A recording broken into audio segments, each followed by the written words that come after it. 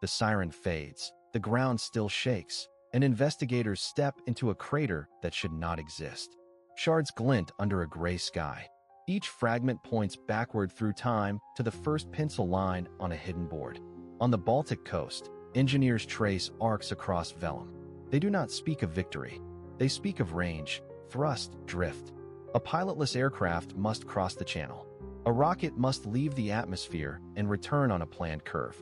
The V program begins as a set of problems. The pilotless aircraft becomes the V1, a steel tube, wooden wings, and the harsh pulse of an Argus jet.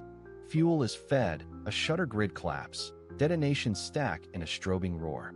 It flies low and fast, held by gyroscopes and an autopilot that counts propeller spins to time the dive. The rocket becomes the V2, noted in files as A4. It turns laboratories into launch pads. Liquid oxygen sweats. Turbopumps scream. An analog brain guides the climb. Carbon veins bite the exhaust until fins take hold. When the umbilicals drop, the missile outruns its own sound. Blueprints demand metal, hands, and time. After the raid on Peenemünde, production sinks beneath the Harz Mountains. Mittelwerk opens, a tunnel complex cut by prisoners who assemble what they may never see fired. Numbers replace names. Quotas replace hours. Every bolt is weighed against a beating heart in the dark. Allied reconnaissance reads the program like a slow book. Photos reveal launch ramps and hedgerows and concrete ski sites along the coast. Codebreakers map the flow of parts. Bombers answer with fire, but the system adapts. Mobile launch teams move at dawn. In the crater, the path reveals itself. From AV1, an impact fuse crushed like a tin can and a section of pulse jet chamber peened by heat. From AV2, a strip of graphite vein, a shard of engine casing, a gyro gimbal scored by sand. Investigators pin each piece to a board and sketch the machine and those who made it, and those forced to make it. Effectiveness is tallied without comfort. The V1 is a terror by volume. Many fall short, many are shot down, yet enough arrive to rewrite civil defense. The V2 is a terror by certainty. There is no interception. It is less efficient as a weapon than the labor it consumes. Back on the Baltic, the boards are empty. Some engineers claim they built a bridge to the future. Survivors from the tunnels say the bridge was paved with bodies. The fragments in the crater do not argue. They testify. From blueprint to bomb is not a straight line. It is a tunnel that descends and a launch that rises, then a fall that returns to Earth. This is the journey we will trace. From paper to metal, from test stand to firing table, from factory to field. We will walk the tunnels and stand on overgrown ramps. Not to marvel, but to measure how a drawing became a weapon and how that weapon cut a scar you can feel. Steel doors slide and the mountain swallows the camera. Air turns cold. The beam of a headlamp finds dust hanging like ash. You hear distant machinery and the echo of boots. This is not a myth or a legend. This is a factory carved into rock to keep making weapons when cities above were on fire. Here, under Harz peaks, an underground line turned raw metal and human bodies into flying bombs. The clock is running, and every tick means another launch. The tunnel grid stretches for kilometers. Main galleries carry rail spurs, side caverns hold jigs, gauges, racks of fins. Pipes sweat, generators throb. The design looks logical until you add the people. Thousands move in columns, striped uniforms gray with limestone powder. Guards count heads, then machines count minutes. The target is output per shift. The cost is paid in breath and bone. Work begins before dawn and ends when the lamp line goes dark. In the assembly bays, teams rivet airframes, route cables, and align gyroscopes. A misaligned bearing means a crash short of the target. A perfect alignment means a city takes the hit. Precision is mandatory. Heat, noise, and ammonia sting the eyes. Sparks fall in orange sheets. A foreman with a clipboard measures cycle time, then shouts to speed it up with a hand slash across the throat. No voices are raised in reply. Logistics rule the day. Freight cars roll in with engines, guidance vanes, and fuel tanks. Crates come with stencils and serial numbers. Each unit travels station to station on a fixed path. Workers know the path the way a prisoner knows the cracks in a wall. They can tell the difference between AV1 pulse jet throat and AV2 turbine vane by touch alone. That skill does not grant any safety. Fatigue never leaves. Coughs carry through the rock. Food is thin, air is damp, and winter seeps into every joint. Accidents are normal. A falling hull breaks a foot. A spark near fuel knocks men to the ground. When a siren wails, it is not an air raid. It is a fire or a test shelf failure. Guards clear the aisle with rifle butts. Production pauses for minutes, then resumes as if nothing happened. Sabotage lives between fear and duty. A bolt is swapped for one with a hairline crack. A wire is scored so that vibration will break it after launch. A nozzle is polished a little less than required. Each small act risks a beating or worse. Each small act might spare a street far away. Assembly logs never show these choices, but the missing data is its own testimony. Above ground, trucks leave at night. Convoys snake through forests to secret ramps and launch pads. The factory breathes out its product, then inhales new orders. A board on a cavern wall tracks totals in chalk. Numbers grow. Lives shrink. The arithmetic is obscene and simple. Throughput against survival, cadence against hope. Allied reconnaissance photographs reveal the mouth of the tunnels and the camouflage netting that hides the rail yard. Bombers cannot crack the mountain, so the fight becomes one of rails and fuel. Even so, the line runs. The regime trades distance for protection, and the distance is measured in the time it takes a weapon to reach London, Antwerp, or a pier where dockers unload bread. The camera lingers on hands. Grease under nails. Scars from clamps. A wrist tag with a number. No speeches, only movement. A rocket fuselage glides past on a trolley. A worker steadies it with a palm and looks at the floor. He knows this unit will rise on a pillar of fire. He also knows who will never see daylight again if the count falls short. Endgame arrives slowly. Deliveries slip. Rumors leak in through the guards. Columns grow thinner. One morning, the line keeps moving, but the rhythm feels wrong, like a machine with a missing tooth. When evacuation orders come, it is chaos without mercy. Some are marched out. Some hide inside shafts. Some never leave the mountain. What remains now is steel, concrete, and silence. The tunnels echo with footsteps that are not there. Fragments lie in display cases above ground, hot metal long cooled, serials stamped by hands that paid for each number. The lesson is hard and blunt. Technology without conscience is a tunnel that always slopes downward. The map to the exit begins with memory, continues with names, and ends with responsibility. Cold air bites as we step onto the overgrown concrete. The launch ramp is silent now, but the purpose of this place was pure calculation. The V1 and V2 did not hunt like predators.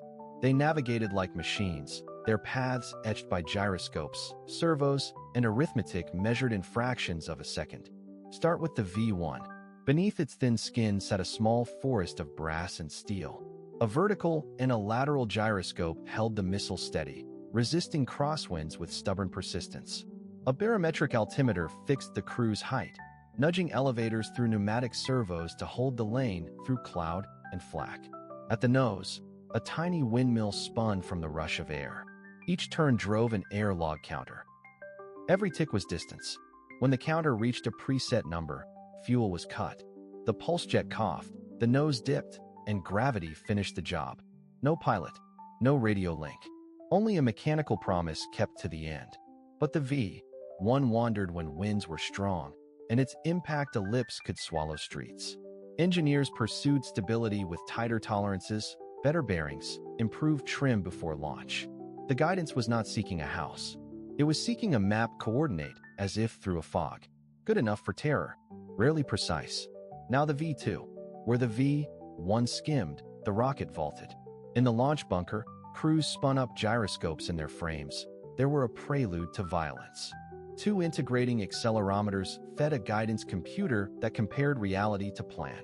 As propellant roared, vanes in the exhaust and aerodynamic fins tugged the rocket toward a calculated pitch and yaw. It was not the destination that was commanded, but a velocity vector and a cutoff moment. When acceleration and time matched the program, valves slammed shut. In that silence, the arc was set, and the missile coasted above cloud and defense toward the target. Radio updates were tested but proved vulnerable, so autonomy ruled. The system demanded precision from fragile components in a world of mud and cold. Crews kept the gyros warm, shielded them from vibration, checked pendulums, and wiring with ritual care. One loose screw could tilt a trajectory by miles. Still, when the guidance held, the result was brutal. No warning, no siren, only a crater that arrived faster than sound. Fragment analysis tells the rest. Curved skin plates from AV, one speak of low-angle dives and inconsistent terminal attitudes. Cast steel from AV, two fin bears heat scoring that hints at a steering correction seconds before cutoff. Reconnaissance photos show the scatter tightening as crews refined alignment routines and as survey teams improved launch azimuths chosen from hedgerow lanes and forest rides. What did the system seek to achieve? Predictability, repeatability, a cold chain from factory bench to target grid. The real secret of guidance was not a single clever device. It was the disciplined marriage of sensors, spin, and schedule under field conditions designed to break them. Here on this damp concrete, the math is gone, but the geometry remains, written in rust, in distances, in the clean line from horizon to impact. The forest looks ordinary until the map overlays appear. Tree lines become grid lines, and the clearing ahead resolves into geometry with intent. We step off the path and the ground begins to speak. There is a rectangle of poured concrete, scarred and thinly veiled by moss. Rusted anchor points outline the platform where a launch table once sat. A shallow trench runs away into the trees. It carried cables and fuel, and now it carries rainwater and leaves. Nothing about this place announces itself, yet everything here once pointed upward with lethal precision. Move closer, and the pattern sharpens. The platform faces a fixed azimuth, chosen to match a flight corridor across the sea. Crews would have arrived before dawn. Trucks brought the sections. Men in gray carried fins, fuel, and warheads through the dark, speaking in code words and numbers. Each step had a checklist. The engine had to be primed, the guidance system set, the angle confirmed. Failure meant delay. Delay invited discovery. Look to the edge of the clearing. There is a low bank of earth that forms a horseshoe. It shielded the crew from the first seconds of ignition, and it concealed movement from the air. Underfoot, broken slag crunches. It is not natural stone. It is the residue of hurried construction, done to a plan that had been mirrored across hundreds of forests and fields. The forest does not care about plans, but the forest remembered. Roots lift the corners of the slab, yet the slab remains. Follow the trench toward the trees, and you arrive at the ruins of a revetment. Walls of compacted earth once held a missile on its side, while technicians inspected joints and seals. You can still see the drainage gullies. Rain is the enemy of precision, and this war machine feared mud as much as enemy fighters. A few meters on there is a depression that once housed a generator. The silence today belies the noise that filled this space. A hammering engine, shouted numbers, a final call to clear the area. Stop and listen. A woodpecker strikes a dead limb. In another season, that sound would have been drowned by aircraft hunting for shadows that did not fit the forest. Reconnaissance photographs fixed these sites, frame by frame, until a single path through the trees betrayed a launch lane. The crews could hide the machine, but they could not hide geometry. The path is still here. It is a narrow tunnel between trunks that hooks to the east, exactly as the drawing said it should. At the far end of the lane lies a crater, softened by decades of pine needles. It is not from a weapon. It is the remnant of a quick demolition, the kind executed when a unit had minutes to abandon position. A line was cut, a charge placed, the table shattered. The mission never happened. Or perhaps it did, and this crater marks a later strike. War compresses time until cause and effect knot together. What remains is an absence that you can measure with your feet. Stand on the platform again. Imagine the final minutes. The ignition order rides a chain of command. The forest holds its breath. A flame pillar tears the air, and a shape the length of a bus leaps from steel into empty sky. For a heartbeat, the sound is pure force. Then the canopy swallows it. The machine rises beyond the trees, and the clearing returns to stillness. The launch pad waits for the next convoy. The geometry remains. The war moves on. The forest endures. This is the pipeline of the V weapons. It begins far from any launch ramp. Iron ore is melted into steel for casings and fins. Copper is drawn into hair-thin wire for the guidance harness. Graphite and alcohol are refined for engines that demand exact mixtures. Nothing is simple. Every bolt, every valve, every gyroscope must move on time or the rocket never leaves the ground. Fuel is the first choke point. Ethyl alcohol is brewed in industrial plants, then distilled again and again until the engine accepts it. Liquid oxygen is rushed from cryogenic towers at night, sealed in silver tanks that bleed vapor. Hydrogen peroxide is concentrated until it hisses at the touch. These fluids are lethal to store and worse to move. Trains run blacked out, guarded, ready to dump cargo at the first sign of a raid. The people in this chain carry the greatest weight. Forced laborers file into the tunnels before dawn, past guards and dogs, into air that tastes of dust and oil. Some assemble turbopumps by hand. Others fit control vanes and wiring looms while standing on scaffolds that shake with every hammer blow. A few find microscopic ways to slow the machine. A misaligned bearing here. A hair of grit in a valve there. Sabotage that looks like fatigue. Above ground, dispersal rules everything. After each bombing raid, workshops split like cells. One town machines nozzles. Another trims fins. A hidden farmyard fits warheads. Trucks and narrow-gauge trains stitch these places together. Drivers memorize back roads and never carry a full manifest. If a convoy is hit, the loss is painful but not fatal. The chain flexes, then closes over the wound. Yet speed kills quality. A rush seal leaks. A cracked weld grows. A guidance unit packed in straw shifts on a corner and drifts out of calibration. The mathematics say the weapon will range a city. The defects turn that arc into a scatter of arrivals. To the target, it is terror. To the supply officers, it is waste measured in tons of metal and lives.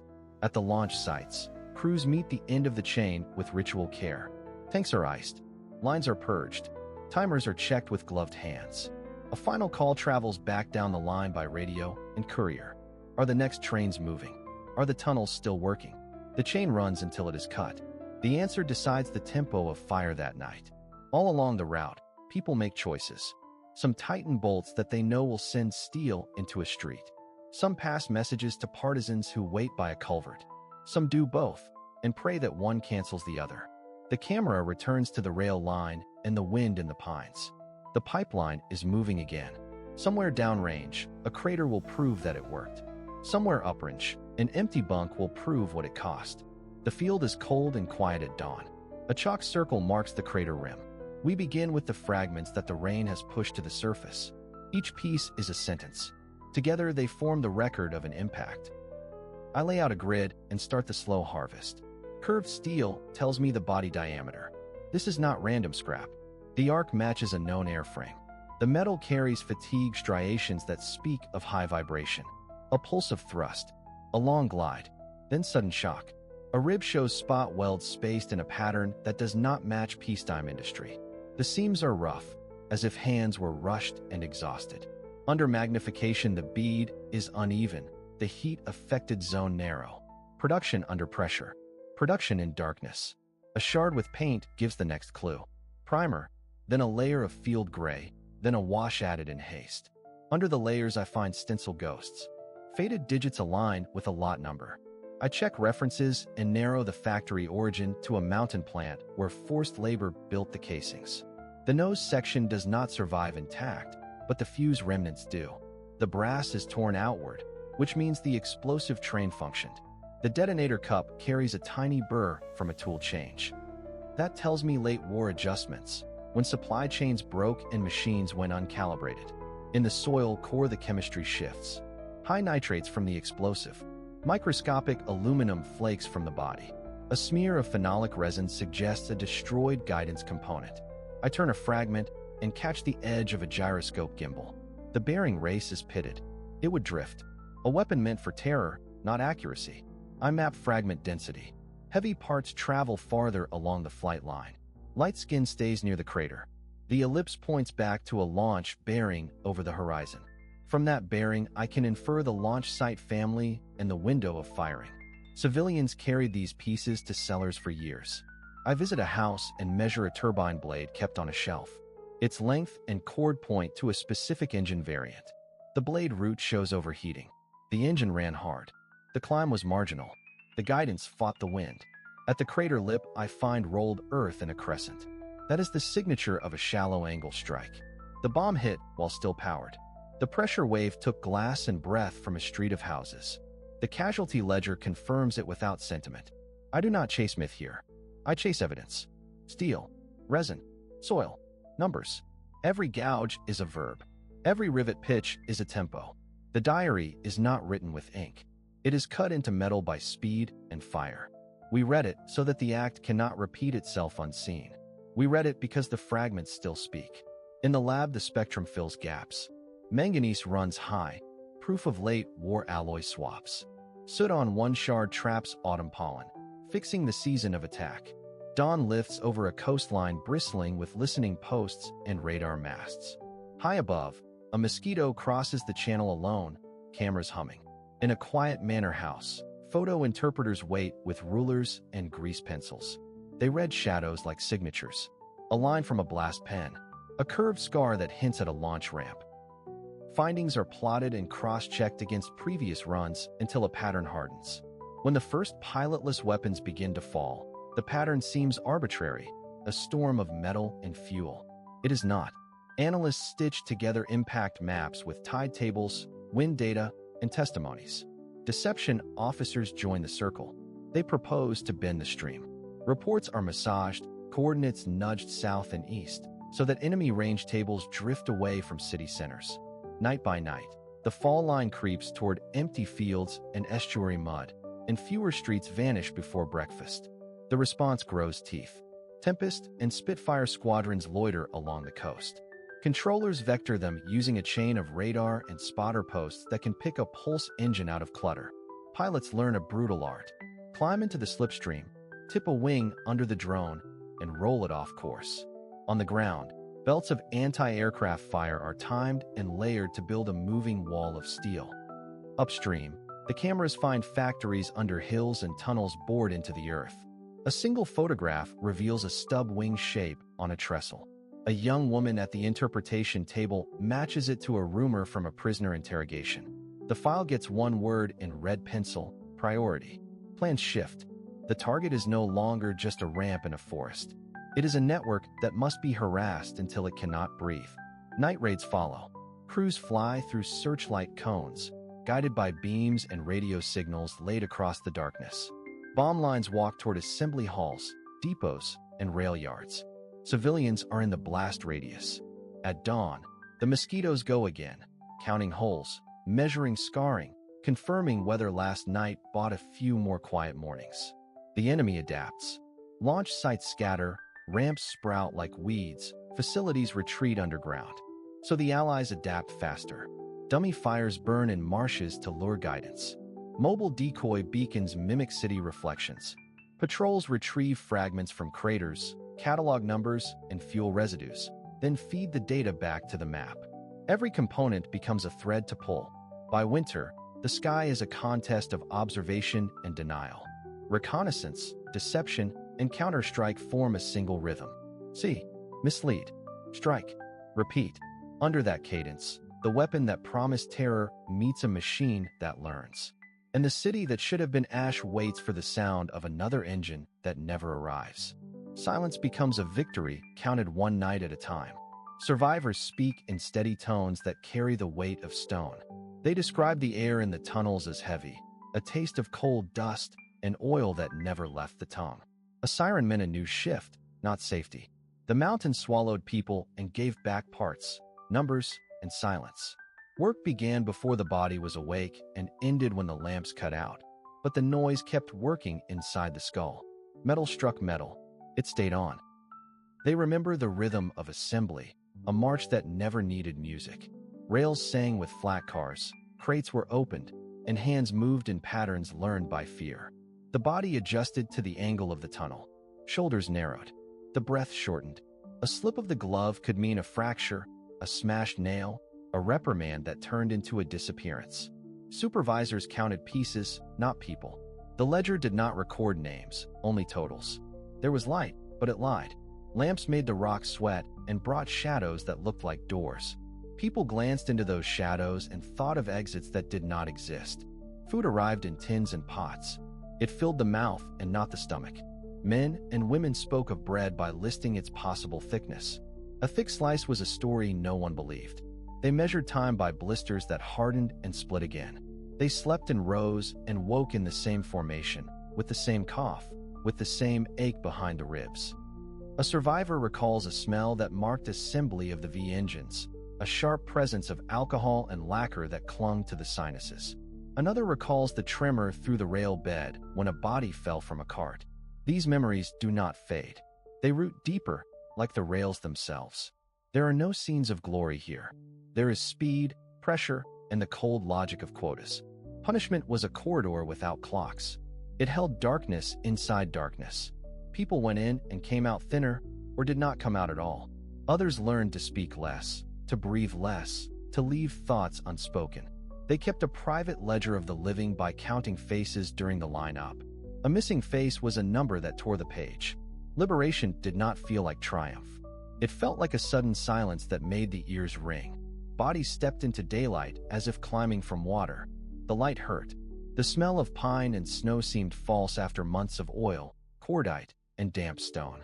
Some fell to the ground and pressed the earth with their palms, not in reverence, but to feel a surface that did not move.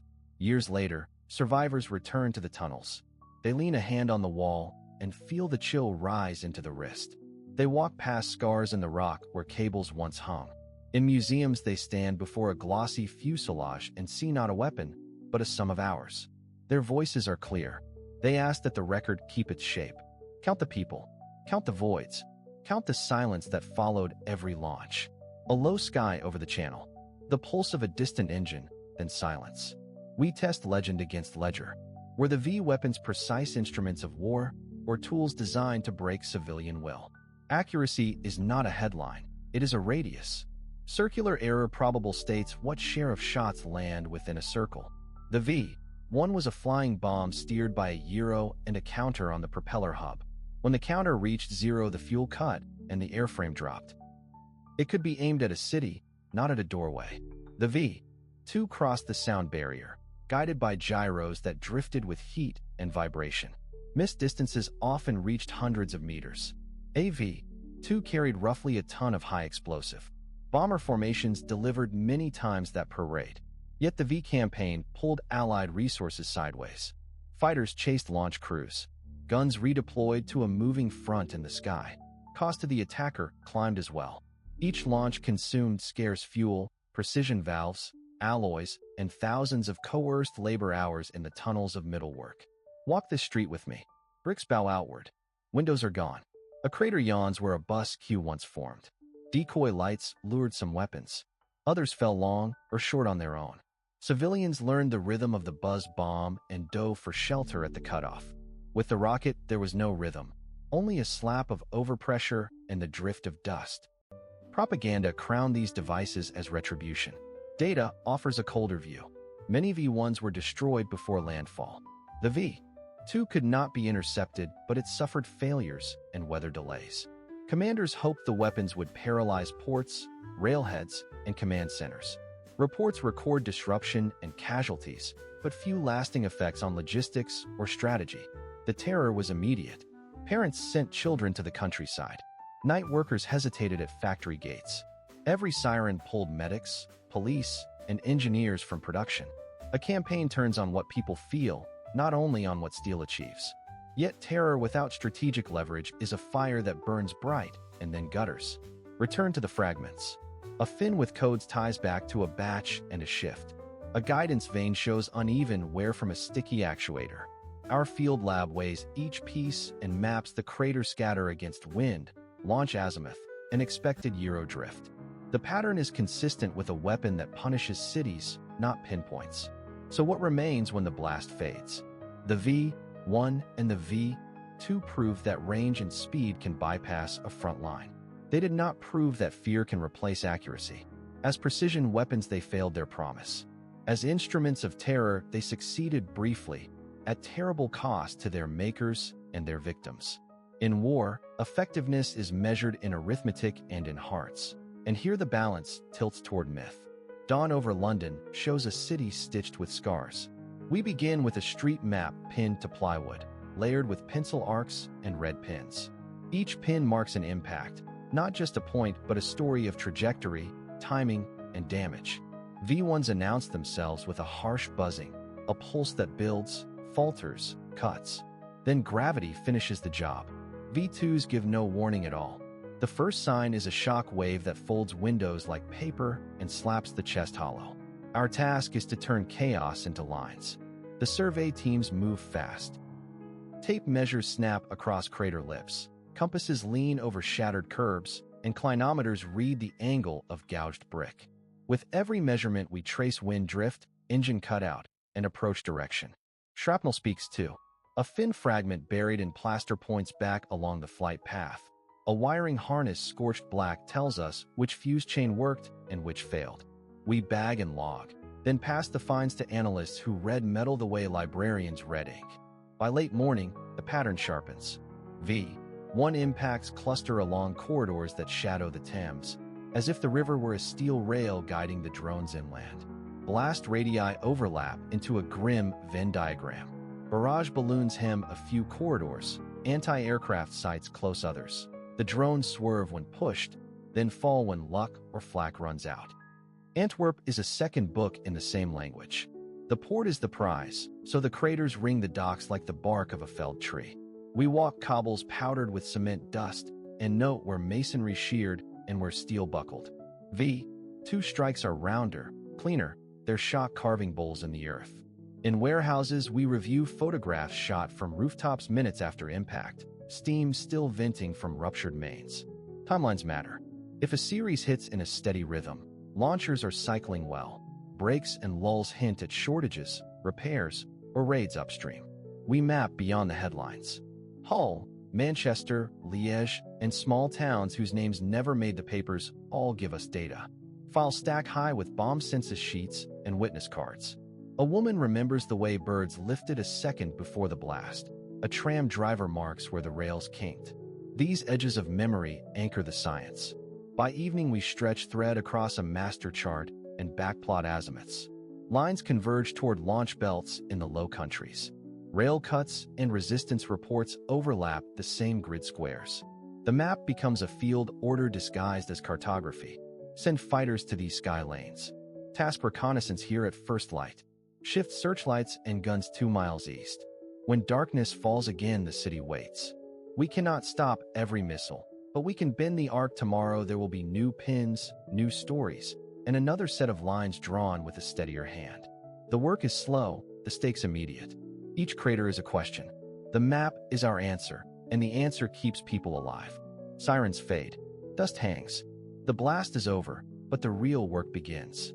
Investigators step into the crater with rulers and cameras, counting scorch marks, calibrating angles, lifting twisted fins that still smell of fuel. Each shard becomes a data point. Each rivet is a breadcrumb on a trail that leads back to design tables, procurement networks, and the hands that turned wrenches in darkness. Engineers map trajectories, run wind tunnel models, and compare the math with the pattern of broken brick. The device promised accuracy and delivered terror. The ledger must show both. Charts rise on walls. Yield estimates meet casualty counts. A quiet argument runs beneath the numbers. What is effectiveness when the target is a city block at midnight? Across town, a survivor opens a drawer of saved fragments. A door latch. A postcard singed brown. Memory is not a museum label. It is weighed in the chest. Historians record testimonies while metallurgists test alloys. The story cannot be told by steel alone, yet the steel refuses to stay silent. In subterranean workshops, forced labor once stood shoulder to shoulder, counting hours with the rhythm of the assembly line. Their accounts named foremen, quotas, punishments. The way a part number could mean an extra beating. Responsibility runs through these tunnels like a buried cable. Follow it and you reach drafting rooms, budget approvals, train timetables, and a launch order typed in a clean office. Science gives tools that can measure the blast to 3 significant figures. Responsibility asks who chose the target and who paid the cost. Memory keeps the ledger open. At the memorial, dates are carved in stone, but the questions remain in motion. How to study without excusing. How to teach without numbing. How to warn without turning horror into spectacle. The camera pulls back from the crater. The arc from factory to fireball is complete. What we do next writes the final line. The forest looks quiet, but the ground says otherwise. Rusted fin sections lie twisted in the leaf litter. A guidance vane rests half-buried, its edges chewed by time and salt. Survey flags at the clearing where archaeologists work methodically, gritting the past into meters and minutes. Each shovel bite exposes a new layer of impact. Burned soil, shattered brick, fused glass that once was a window. The blast still speaks through chemistry. Teams move with disciplined caution. Unexploded components remain a possibility, so every find is logged, photographed, and isolated. A steel fragment the size of a hand reveals machining marks that match late war production. A cable segment confirms a layout described in a field report. Magnetometers hum. Drones map microtopography that the eye would miss. The crater is no longer a hole. It is a dataset. Museums and local depots open drawers that smell of oil and paper. Intake forms show who handled what and when. A bent serial plate links to a transport manifest. A worker number stenciled under a layer of grime points to a tunnel where men and women labored under whip and hunger. The artifacts refuse to separate engineering from exploitation. Metallurgy sits beside mortality. Residents remember where roofs fell and where sirens failed. Ground radar scans a garden that had splinters for decades. A child once pocketed a shard that cut through a school bag. Today that shard is bagged and barcoded, not as a trophy, but as evidence. The camera lingers on its torn edge. Force, direction, velocity, all written in steel. The lesson is not nostalgia. It is procedure. Map the site. Secure the perimeter. Respect the dead. Publish the data so myths do not grow in the dark. Technology without safeguards becomes a pipeline from drawing board to crater. The remains insist on accountability. Every fin, wire, and plate says the same thing.